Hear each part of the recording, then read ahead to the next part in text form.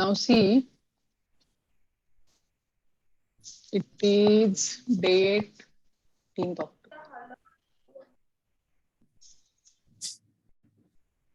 Okay. Now measures of dispersion. So dispersion meaning, let me explain that first to you. Variation, dispersion, dispersed.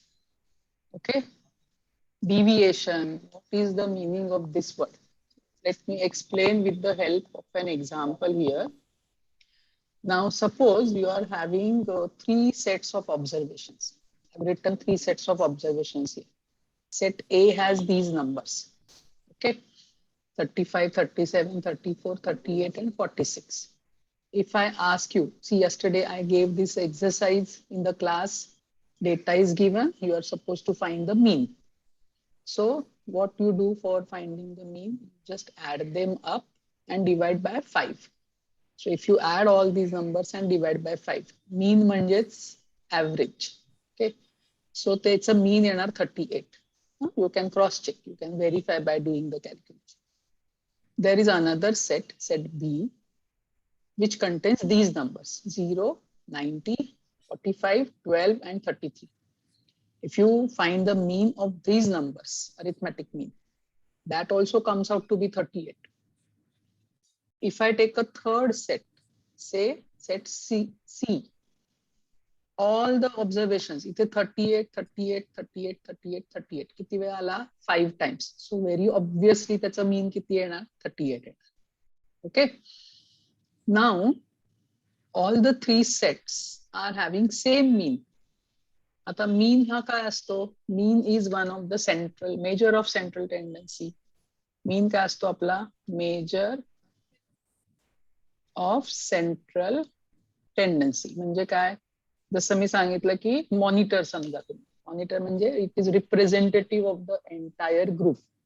समजा हा group स्टुडंट्सचा आहे आणि हे mark आहेत. तर त्याचं मेजर म्हणजे सेंट्रली रिप्रेझेंट करणारा नंबर कोणता? 38. म्हणजे समजा हे मार्क आहेत मुलांचे, तर व्हॉट आय अंडरस्टँड इज की the average marks of this group is 38. Whereas set B is another group of students, their average marks is also 38. And third set is another third set of students and their average marks is also 38. म्हणजे मग सगळे group सारखेच झाले का?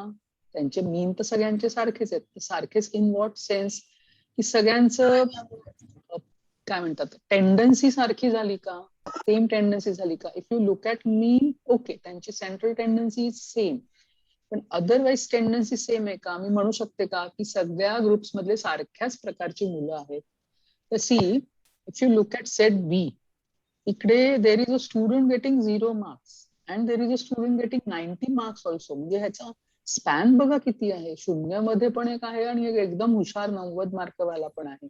So इथे त्याचा जो स्कॅटरनेस आहे, म्हणजे त्याचा जो डेटाचा विखुरलेपणा म्हणतो, स्कॅटरनेस म्हणजे विखुरलेपणा, दॅट इज व्हेरी वास्ट ना.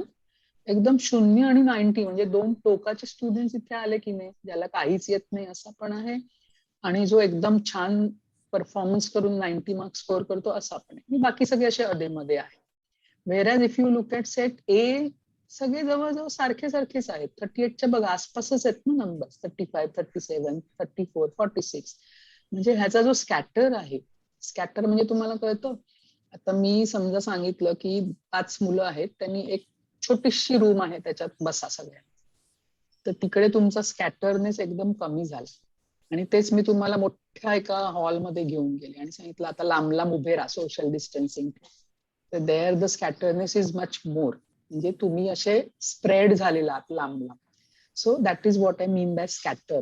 त्यालाच म्हणतात डिस्पर्स. वा तुम्ही क्लासरूम मध्ये असता तेव्हा एका वर्गात असता आणि म्हणता ओके स्टुडंट्स गेट डिस्पर्स, म्हणजे काय, बाहेर जा आणि कुठे पण जा तुम्ही, एकदम लांब लांब गेलात तरी चालेल. So that is dispersion.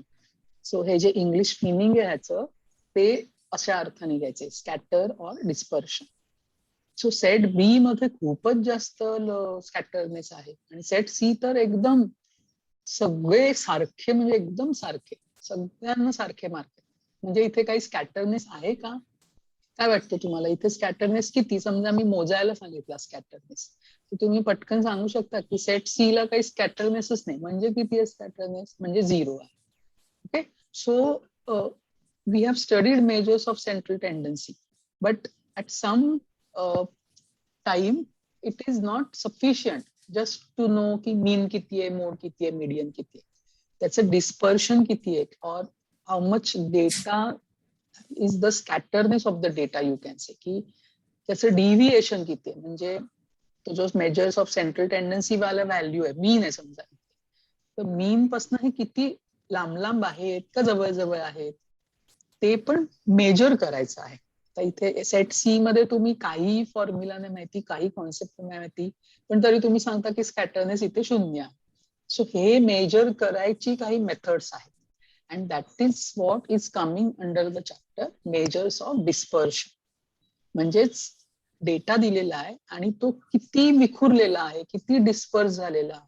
तो आता डिस्पर्स म्हणजे कशा तरी पासून पाहिजे ना मला. आता इथे कसं आपण बघतोय की स्कॅटरनेस फ्रॉम दिस मीन पासून तो किती अवे आहे, that is what we are seeing. So dispersion from a particular value, that is what we are going to study in this chapter. Okay, now though mean for all sets is same, the spread of the data, that is variation, is different. जे मी आता सांगितलं तेच इथे summarise केलेलं. Okay, now the concept, I am just reading this out आणि तुम्ही लगेच लिहून पण घ्या side by side. The concept of variation, किंवा थांबा मी आधी एक्सप्लेन करते मग लिहून घ्या, थांबा नाहीतर तुम्हाला लक्षात नाही. The concept of variation from an average म्हणजेच, see now here the word average means actually any measure of central tendency. म्हणजे तुम्ही मीन घ्या, मोड घ्या, मीडियन घ्या, त्या सगळ्याला कधी कधी ऍव्हरेज म्हणून पण म्हटलं जातं. So what I mean by average here is actually measure of central tendency, and that is an important consideration most of the times. Variation किती आहे, the extent to which the individual scores differ from the average score is called the dispersion or variation or spread of the data. Any value calculated from the observations and intended to give an idea of the magnitude of the dispersion is called a measure of dispersion or a measure of variation. So here I'm actually defining the measure of dispersion. इथे मी ते definition दिलेली आहे. Now what, जसं in measures of central tendency, I hope you all remember कि the first chapter was measures of central tendency, and in that we saw 3 measures of central tendency. One was arithmetic mean, the other was mode, and the third was median. Okay, like that, which measures of dispersion we will study? So these are the measures of dispersion which we will be studying. The first one is the range, then you have quartile deviation, then you have mean deviation, and then you have standard deviation. These are the 4 measures of dispersion. Please remember the meaning of the 2 words. Measures of central tendency are mean, mode, median. म्हणजे एकच number जो अख्ख्या ग्रुपला centrally represent करतो. आणि measures of dispersion म्हणजे काय की कुठला तरी जो नंबर रिप्रेझेंट करतोय, मॉनिटर सारखा आहे, त्याच्यापासून how much away are the data, what is the magnitude of the dispersion. म्हणजे तुम्ही मोजता येते असं नाही की हा खूप लांब आहे, खूप जवळ आहे, ह्याच्यामध्ये काही मेजरमेंट येत नाही ना. मी म्हंटल की एक स्टुडंट आहे जो खूप उंच आहे, पण खूप म्हणजे काय, तुमची त्याला काहीतरी आकडा जेव्हा तुम्ही देता, तेव्हा जेव्हा त्याला नंबर असाइन करता, तेव्हा ते मोजमाप येतं. ओके, खूप आणि जास्त हे रिलेव्हंट टर्म्स आहेत, पण जेव्हा तुम्ही मेजरमेंट करता तेव्हा त्याला एक स्पेसिफिक नंबर असाइन केला, एक मेजर असाइन केलं, आणि ते मग स्पेसिफिक होतं खूप गोष्टी. ओके, सो मोजमाप करणं हे खूप महत्वाचं आहे. ऑलराईट, सो किती स्कॅटर आहे हे आपण मोजणार बाय युझिंग दीज टूल्स. हे टूल्स आहेत समजा, आणि म्हणून ते आहेत मेजर्स ऑफ डिस्पर्शन. ओके, आणि ह्याचा कसा there are applications in this की आपल्याला ह्याचा यूज होणार आहे. बऱ्याचशा डिसिजन्स मध्ये इथे याचा यूज होतो. तो ऍप्लिकेशन पार्ट जो आहे that we will see towards the end when we study the coefficient of variation. त्याच्यानंतर अगदी शेवटी आपण बघणार आहोत. इंक चेंज करतो. एक कॉन्सेप्ट आहे कोइफिशियंट ऑफ व्हेरिएशन, ज्याचा शॉर्ट फॉर्म सीव्ही आहे. ओके, करिक्युलम व्हीटी पण सीव्ही असतो, पण स्टॅटिस्टिक्स मध्ये CV is coefficient of variation. So हा जो कॉन्सेप्ट आहे, this concept is helpful when you want to take some decisions. Okay, मी तुम्हाला पटकन सांगते इकडे वरच्या एक्झाम्पल, म्हणजे तुम्हाला इंटरेस्ट वाटेल की काय आपण शिकतोय, त्याचा काहीतरी यूज झाला तर मग अर्थ आहे ना. नुसतं आपला प्रॉब्लेम सोडवण्यासाठी शिकण्याला काही मिनिंग नाही. आता इथे समजा हे 3 ग्रुप्स आहेत माझ्याकडे, आणि मला आता त्यांना काहीतरी रिमेडियल टीचिंग करायचंय किंवा त्यांना काहीतरी मला त्यांच्याकडे लक्ष द्यायचं आहे. तर मी असं बघितलं की okay, mean for all the groups are 38. तर मी असं म्हणू का की सगळे स्टुडंट 38 ऍव्हरेजला आहेत, चांगले आहेत, काही हरकत नाही, आरामात होईल त्यांची परीक्षा आणि चांगला परफॉर्मन्स देतील ते, असं मी स्टेटमेंट केलं तर ते बरोबर होईल का? नाही. Here what I need to calculate is measure of dispersion. जसं इथे ऑब्झर्वेशननेच लगेच कळतं आहे की सेकंड ग्रुप जो आहे, बी ग्रुप, तिथे मी म्हणू शकत नाही ना की अरे सगळेजण 38च्या ऍव्हरेजला आहेत, मला काही लक्ष द्यायला नको, सगळे चांगला परफॉर्मन्स देतील, असं मी नाही म्हणू शकत. I have to look after this person who is getting 0 marks, the person who is getting 12 marks. हे वीक आहेत, मला त्यांना मदत केली पाहिजे, हे माझ्या लक्षात येतं इथे. वेअरॅज सी ग्रुपला ठीक आहे, सगळे 38 ला आहेत, म्हणजे सगळे सारख्याच प्रकारचे स्टुडंट्स आहेत. तर मग हे ह्यांच्यामध्ये ह्यांना मी काहीतरी प्रोजेक्ट देऊ शकते की सगळे एका लेवलचे आहेत, तर चला काहीतरी प्रोजेक्ट करतील, हे काम करतील काहीतरी वेगळं. ओके, किंवा सेट ए पण ओके सारखे जवळजवळ सारखे आहेत, तर ह्यांना पण मी काहीतरी असाइनमेंट देऊ शकते. पण बी मध्ये मला दिसतंय की इथे एकदम शून्यवाला 90. So see there are only 5 numbers, म्हणून मी नुसतं ऑब्झर्वेशनने हे करू शकते.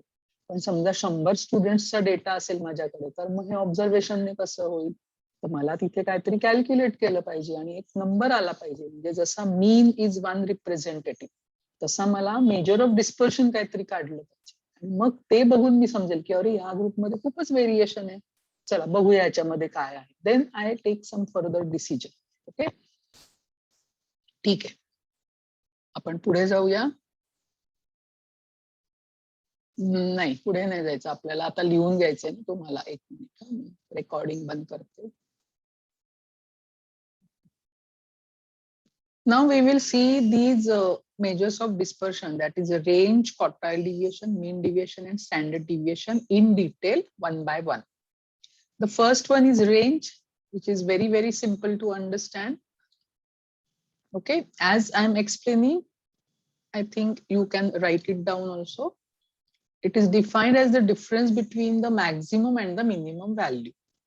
Okay, जसं वरच्या डेटामध्ये 0 मार्कवाला स्टुडंट होता आणि 90 मार्क्स वाला स्टुडंट होता, म्हणजे रेंज काय झाली तर 90. दोघांमधला डिफरन्स किती झाला? 90. Okay, so the formula for range is very simple, maximum minus minimum. Of course, when you have ungrouped data, then you can do this. Okay, this is for ungrouped data. And there is a concept of coefficient of range also. त्याचा formula आहे maximum minus minimum value divided by maximum plus minimum. Please write down the formulae, both the formulae, range as well as coefficient of range. And this is for ungrouped data. Put a note there that this is for ungrouped data. Okay, I hope you all understand the difference between ungrouped data and grouped data. Ungrouped data मध्ये frequency नसते, just numbers are given, the observations data is given one after other, comma comma comma देऊन numbers लिहिलेले असतात. आणि group data मध्ये frequency असते, आणि if there are class intervals, तर it is a group data with class intervals. आणि कधी कधी असं असतं की क्लास इंटरवल्स नसतात पण फ्रिक्वेन्सी असते, that is grouped data. I hope everyone knows the difference by now. So range is this, Now we have the second, shall I scroll down? The second one is quartile deviation, which is again very important. It is also known as semi-interquartile range. And the formula, the short form is QD. The formula is Q3 minus Q1 upon 2. Do you remember what is Q1 and what is Q3? Anybody? लिहिलेलंच आहे मी इथे, कशाला विचारते. Q1 is first quartile and Q3 is third quartile. Okay, we have seen quartiles some days back, last week, I guess. Okay, please note that it is an absolute measure of dispersion. There are different types of measures of dispersion, but here absolute measure of dispersion. Now, if you are asked to find out quartile deviation, first thing you have to do is find the first quartile, find the third quartile, and then use the formula of quartile deviation. Okay, write down the formula and also write down the formula for coefficient of quartile deviation. The formula is Q3 minus Q1 upon Q3 plus Q1.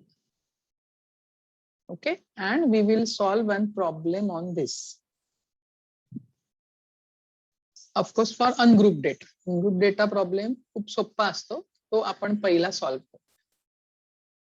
Done with the formula?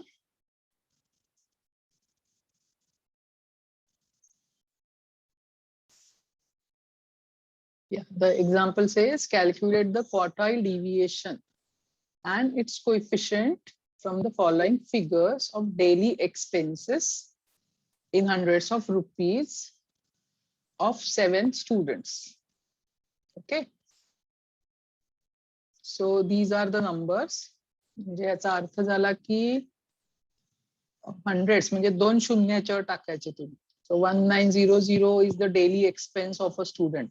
कुठल्या तरी country मधला असेल student ज्याचं daily expense 1900 आहे. आपल्या इथे तर जरा कठीण आहे ते एवढं daily expense.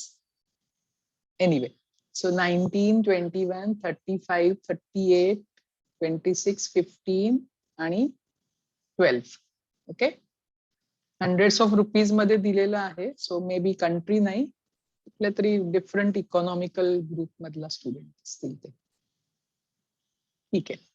Now, what are the steps? As I told you, quartile deviation, first thing you have to do is find quartiles, that is Q1 and Q3. And if you remember, median, quartiles, deciles, percentiles, for all this, most important first step is rearranging the data. जो data दिलेला आहे त्याला arrange करायचं in an ascending order. Remember ते स्टुडंट्सची diagram जे हाईटच्या increasing order मध्ये उभे आहेत, ते चित्र डोळ्यासमोर आणा. स्टुडंट्स असे आधी छोटा मग मोठा असे उंचीच्या ऑर्डर मध्ये ते उभे आहेत. कसे झिगझॅग मॅनर मध्ये उभे नाहीयेत. ते चित्र नेहमी डोळ्यासमोर आणा when you are calculating median or quartiles किंवा quartile deviation. Okay,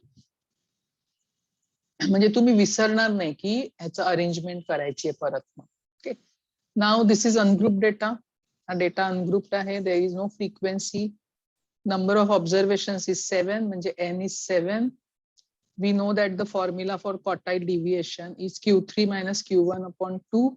That means I have to calculate Q1 first and then Q3. So what I do first is arrange the data in an ascending order. हे झाली arrangement. 12, 15, 19, 21, 26, 35, 38 same numbers. आणि हे जे arrangement करते मी तुम्हाला करून दाखवते, म्हणजे तुम्हाला एक प्रॉपर मेथड तुम्हाला कळून जाईल. मी ते कट केलेले numbers. Okay okay, arranging data in an ascending order. Who is the smallest one? 12. So pick it up. And once you pick it up, you cancel it, म्हणजे रिपीट नाही होणार किंवा कुठला राहिलाय ते समजू नये. Then next is 15, put it here, cancel it from here. Next is 19, then the next is 21. So as I'm writing the number down in the ascending order, I'm cancelling it from the given data raw data. then you have 26, then you have 35, and then you have 38. So now I'm ensured ki I have not missed out any numbers. सगळे numbers मी घेतलेले आहेत. Okay, आणि तेच नंबरला मी परत जाणार. So this is how you properly do the arrangement in an ascending order.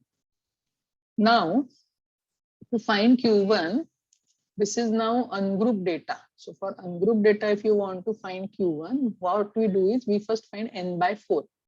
Q1 म्हणजे first quartile. Quartile म्हणून 4 ने divide करायचं. So 7 by 4 comes out to be 1.7. पण 1.7 लोकेशन कसं काढणार तुम्ही? सो राऊंड ऑफ करायचं. ही साइन कशाची आहे? तुम्ही सगळे हुशार आहात मॅथमॅटिक्स मध्ये, तर तुम्हाला माहिती आहे की ही अप्रॉक्सिमेट ची साइन आहे, राउंडिंग ऑफ केलेल्याची साइन आहे. ओके, कशी लिहितात दाखवते परत.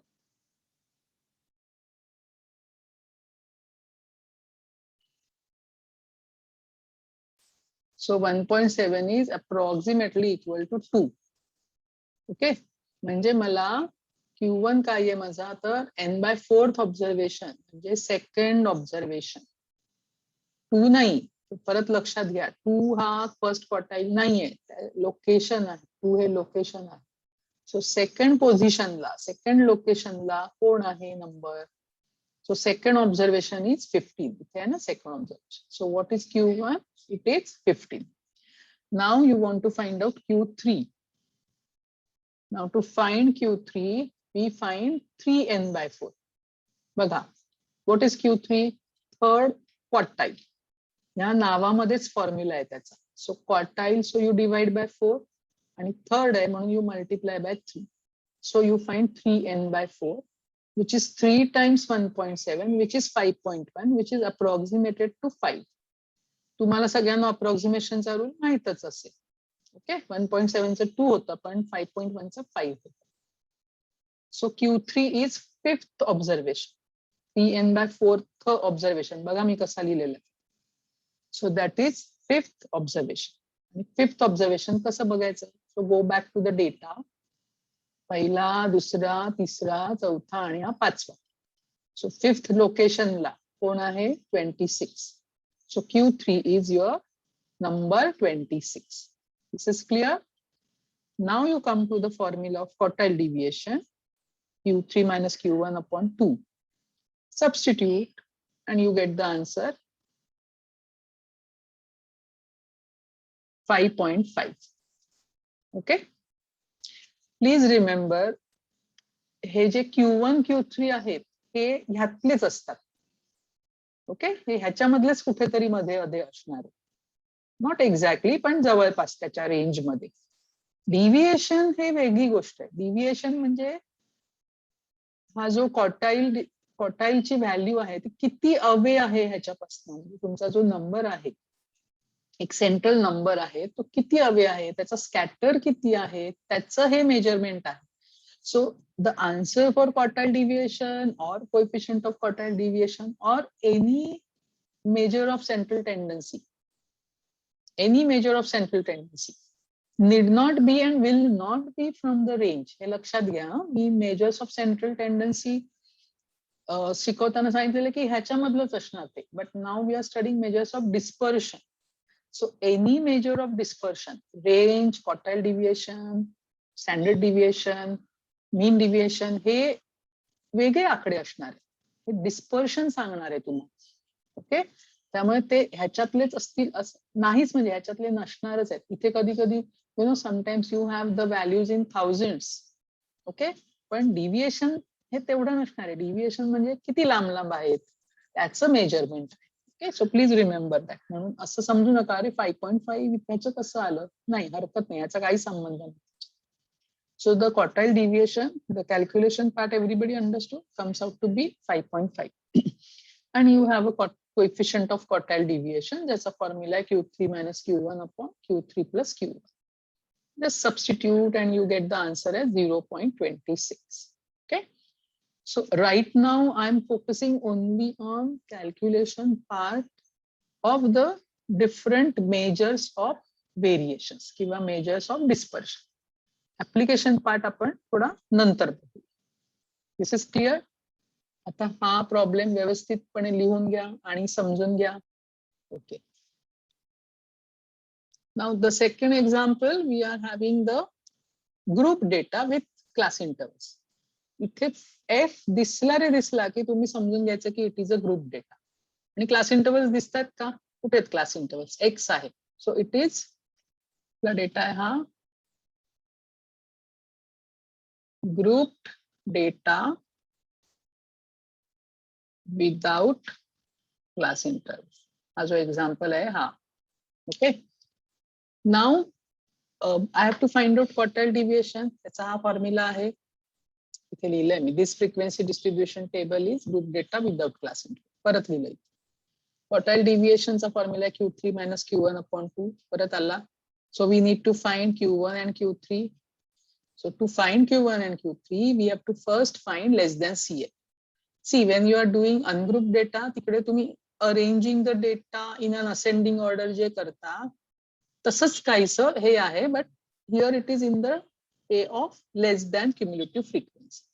So I have already explained you how to find less than cumulative frequency. So पहिला 8 येणार, मग 8 pay attention na here. Look at the spotlight. 8 plus 15 is 23. 23 plus 17 is 40. 40 plus 21 is 60. 61.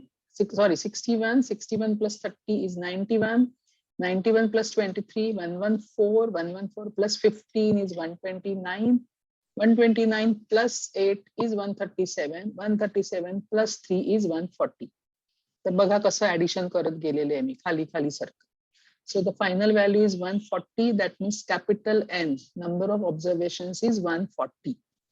To find Q1, we find N by 4, magasarkats, that is 35. So the 35th observation is Q1. Q1 is not 35. Please remember again, it is 35th observation. आता 35th observations कुठे आहे observation ते? For that you have to come to the less than cumulative frequency. Less than cumulative frequency मध्ये 35 lies between which two numbers? It lies between 23 and 40. हे बघा या दोघांच्या मध्ये हा 35 येतो. आता इथे मी ओव्हरराइट करून दाखवतो तुम्हाला. हा 23 इथे, हा 40 आणि ह्याच्या मध्ये 35 आला. बरोबर? ह्याच्यामध्ये 35 आला. So what you do is हा असा एरो काढायचा आणि मग खालून तो असा पुढे इथे न्यायचा पाठी पाठी आणि इथे सर्कल करायचं. ओके. सो ही जी व्हॅल्यू येते पाठी पाठी जाऊन तुम्ही जे that is your Q1. That is your Q. Okay. Similarly तर किती आलं Q1? 14 आलं. हे बघा इथे Q1 दिलं. Q1 is 40. आता in the similar manner Q3 काढायचं असेल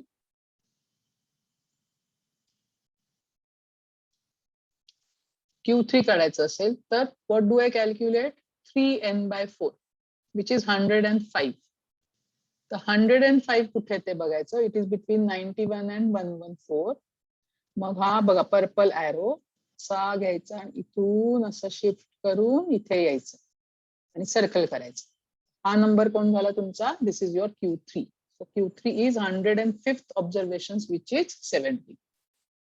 Once you get Q1 and Q3, write the formula for quartile deviation, which is Q3 minus Q1 upon 2. Substitute the values. It comes out to be 1.5. Now what you do is take the screenshot quickly